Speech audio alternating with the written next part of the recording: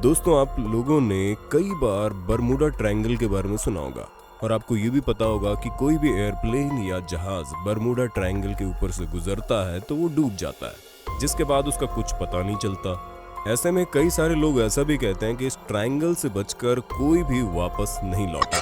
और अगर आप भी ऐसा सोचते हैं तो दोस्तों जरा ठहर जाइए, क्योंकि आपकी सोच को लगाम लगाने के लिए हम आपको आज एक ऐसे शख्स से मिलवाने वाले हैं जो पहली बार बरमूडा ट्रायंगल से बच कर आया था। जी हाँ दोस्तों, ये वीडियो बहुत ही ज्यादा रोमांचक होने वाली है, इसलिए इसे अंत तक जरूर देखना।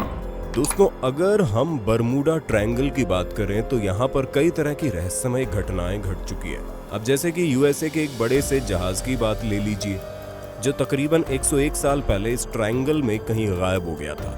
जहाज बहुत बड़ा था, जिसके अंदर करीब 11,000 किलो कोयला और 300 पैसेंजर सवारी कर रहे थे। ऐसे में दोस्तों माना जाता है कि जब ये जहाज बरमूडा ट्रायंगल के ऊपर से गुजर रहा था, उसी बीच ये रहस्यमय तरीके से गायब हो गया। अब जाहिर सी बात है कि इतना बड़ा जहाज, वो भी इतने सारे लोगों के साथ गायब हो गया, तो ये एक सनसनीखेज खबर बन गई। और इसी चीज की तह तक जाने के लिए कई सारे सर्च ऑपरेशंस चलाए गए, पर किसी का भी कोई फायदा नहीं हुआ, क्योंकि इस जहाज का मलबा तक नहीं मिला था। हालांकि 1918 में ये जहाज जब गायब हुआ तब वर्ल्ड वॉर फर्स्ट भी चल रहा था। इसकी वजह से कई सारे लोगों ने ये आरोप लगाया कि इस जहाज के गायब होने के पीछे जर्मनी की कोई साजिश है। पर दोस्तों, जर्मनी ने इस बात से साफ इनकार कर दिया, जहां जर्मनी का कहना था कि इसमें उनका कोई हाथ नहीं है। हालांकि इसके पीछे कई लोगों का ये भी कहना था कि ये जहाज ओवरलोडेड था, जिसकी वजह से ये डूब गया होगा। अब अगर ये दोनों ही बातें सही हैं या फिर इन दोनों में से कोई भी एक सही हो, तो सवाल ये उठता है कि बरमूडा ट्रायंगल को इतना ज्यादा रहस्यमय क्यों माना जाता है। अब इस बात को जानने के लिए चलिए और आगे बढ़ते हैं। अब दोस्तों, एक किस्सा 1945 का है, जब अमेरिका के 5 पायलट अपने लड़ाकू विमान लेकर अपनी नॉर्मल प्रैक्टिस के लिए निकले थे। और इसी दौरान ये लोग बरमूडा ट्रायंगल के ऊपर से गुजरे और जैसे ही वे वहां पहुंचे, उनकी ये फ्लाइट गायब हो गई।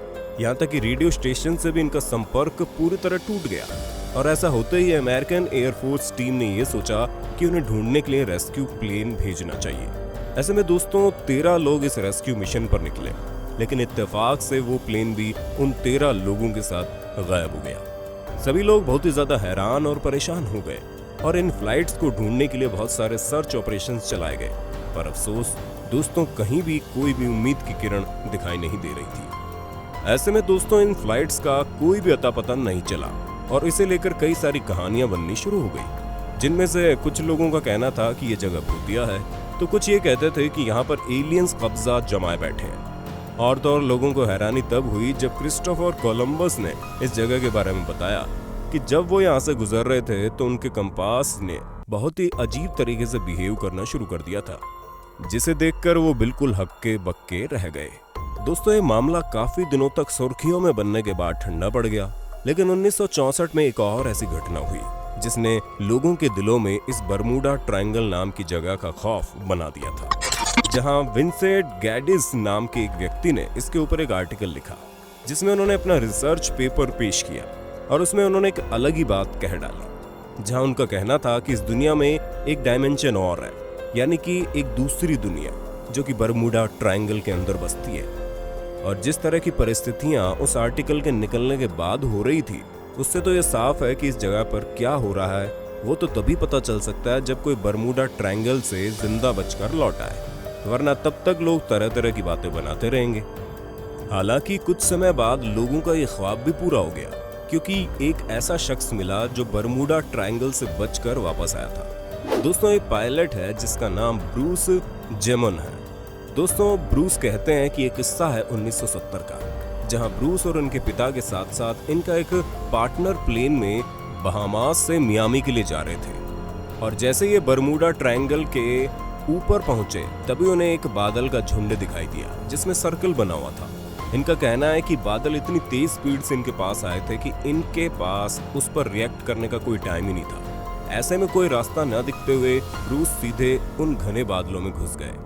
बादलों के अंदर जाते ही बीच बीच में बिजलियां कड़क रही थी और रोशनी बहुत ज्यादा तेज थी। ऐसे में उन्हें समझ ही नहीं आ रहा था कि प्लेन को किस दिशा में ले जाएं, क्योंकि इस तूफानी मौसम के साथ प्लेन भी बहुत ज्यादा हिल रहा था। दोस्तों ब्रूस अपनी बात को बताते हुए कहते हैं कि वहां पहुंचने के बाद उन्हें ऐसा लग रहा था कि वो किसी और ही दुनिया में आ गए हैं। और वो अपनी बात को आगे बढ़ाते हुए ये भी कहते हैं कि इन्हें काले बादलों की गुफा जैसी नजर आई, जहाँ ये लोग उसमें उड़ते हुए आगे की तरफ बढ़ते ही चले जा रहे थे। दोस्तों घबराइए मत, कहानी यही खत्म नहीं होती। मैं यानी आपका होस्ट और दोस्त सैम इस रोमांचक कहानी को पूरा करूंगा। बस अगर आपको ये वीडियो पसंद आ रही है तो इसे लाइक करना मत भूलना। अब आगे ब्रूस बताते हैं कि वे एक ऐसी जगह पर पहुंच गए जहां ऐसी लाइन बन रही थी मानो कोई घड़ी के कांटे हो। अब इन सभी अजीब सी चीजों को देखकर किसी को भी कुछ समझ में नहीं आ रहा था कि ये क्या हो रहा है। दोस्तों ये पूरा इंसिडेंट 3 मिनट तक चलता रहा, जहां ये लोग हर बार ऐसी अलग अलग परिस्थितियों में पड़ जाते कि वो कैसे और क्यों थी, इसका स्पष्टीकरण करना इनके बस की बात नहीं थी। पर थोड़ी देर बाद ये उन बादलों के टनल से बाहर आ गए और इनका कहना है कि जैसे ये उन बादलों से बाहर आए तो इन्हें नीले आसमान की बजाय चारों तरफ धुआं ही धुआं दिखाई दे रहा था, जहां सब कुछ पूरी तरह से सफेद दिख रहा था और इन्हें बिल्कुल भी समझ में नहीं आ रहा था कि आखिर इनके साथ हो क्या रहा है। इनके प्लेन में मौजूद जितने भी डायरेक्शन बनाने वाले यंत्र थे, कंपास थे, बहुत तेजी से घूम रहे थे। ऐसे में ना वो किसी से संपर्क बना पा रहे थे और ना ही किसी तरह का कनेक्शन या रिएक्शन दे पा रहे थे, मानो कि वो इस दुनिया से कट चुके हों। लेकिन दोस्तों काफी देर तक इन अजीब परिस्थितियों में फंसने के बाद इनकी अच्छी किस्मत होने के कारण इनका संपर्क एक रेडियो स्टेशन से हुआ। और जैसे ही इनका संपर्क हुआ वैसे ही ब्रूस ने उनसे रिक्वेस्ट की कि लोग इन्हें रास्ता बताएं कि अब ये किधर जाएं। दोस्तों जवाब के तौर पर वहां से ये बोला गया कि रडार ब्रूस का प्लेन ही डिटेक्ट नहीं कर पा रहा है। धीरे धीरे आसमान का धुआं कम हुआ और रडार में इनका प्लेन दिखने लगा। दोस्तों ब्रूस का कहना है कि जैसे ही सामने का धुआं कम हुआ तब जाकर इनकी सांसों में सांस आई और रेडियो स्टेशन को भी ये प्लेन दिख रहा था। पर सबसे ज्यादा हैरानी तो उन्हें तब हुई जब उन्होंने देखा कि जिस रडार से वो बाहर आए उस स्पीड से तो नॉर्मल प्लेन उड़ नहीं सकता था, क्योंकि इसकी स्पीड बहुत तेज थी। और अगर हम आपको साफ शब्दों में बताएं तो इन्होंने मात्र 3 मिनट में 150 किलोमीटर का डिस्टेंस कवर कर लिया था। यानी कि इनकी स्पीड 3000 किलोमीटर प्रति घंटे की थी, जो कि बिल्कुल असंभव था, क्योंकि ये स्पीड दुनिया के सबसे तेज चलने वाले फाइटर प्लेन से भी ज्यादा थी। पर दोस्तों सभी तरह की मुश्किलों को पार करते हुए ये लोग सफलतापूर्वक अपने डेस्टिनेशन की तरफ बढ़ रहे थे। और जैसे प्लेन लैंड होता है तो पायलट बहुत दंग रह जाता, क्योंकि वो देखता जितना फ्यूल जलना चाहिए था उसका आधा ही खत्म हुआ, जो कि वाकई में हैरान करने वाली बात है, जिसका जवाब किसी भी वैज्ञानिक के पास अब भी नहीं है। हालांकि लोग अभी भी रिसर्च पर लगे हैं कि आखिर उस जगह पर ऐसा क्या हुआ होगा कि प्लेन की स्पीड इतनी हाई होने के बावजूद उसका फ्यूल खत्म नहीं हुआ। वैसे तो हर वैज्ञानिक इसके बारे में अलग अलग बातें करते हैं, जिसमें कुछ वैज्ञानिकों का कहना है कि बिजली कड़कने की वजह से मैग्नेटिक फील्ड बनी और इसी कारण प्लेन की स्पीड बढ़ गई होगी।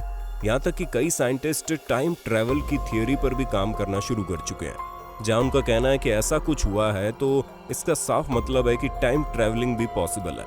अब जाहिर सी बात है कि हर वैज्ञानिक टाइम ट्रैवल के इस रहस्य को खोजना चाहता है, साथ ही ये भी जानना चाहता है कि बरमूडा ट्रायंगल में एग्जैक्टली है क्या। यूं तो दोस्तों बरमूडा ट्रायंगल पर कई सारी थियोरीज सामने आई है, जिनमें से कई सारी थियोरीज के बारे में हमने भी आपको बताया है, लेकिन 100% श्योर होकर कोई भी ये नहीं कह सकता कि बरमूडा ट्रायंगल में ऐसी क्या बात है जिसकी वजह से इस तरह के हादसे होते हैं। लेकिन जिस हिसाब से ब्रूस ने परिस्थितियां बताई है उसे देखकर तो ऐसा ही लगता है कि इस जगह पर वाकई कुछ तो अजीब है जो इस दुनिया में देखने को नहीं मिलता। बाकी दोस्तों आपका बरमूडा ट्रायंगल के बारे में क्या कहना है हमें कमेंट में बताइए, और ऐसे इंटरेस्टिंग वीडियोस को लगातार देखने के लिए हमारे चैनल को लाइक, शेयर और सब्सक्राइब जरूर कर देना। धन्यवाद।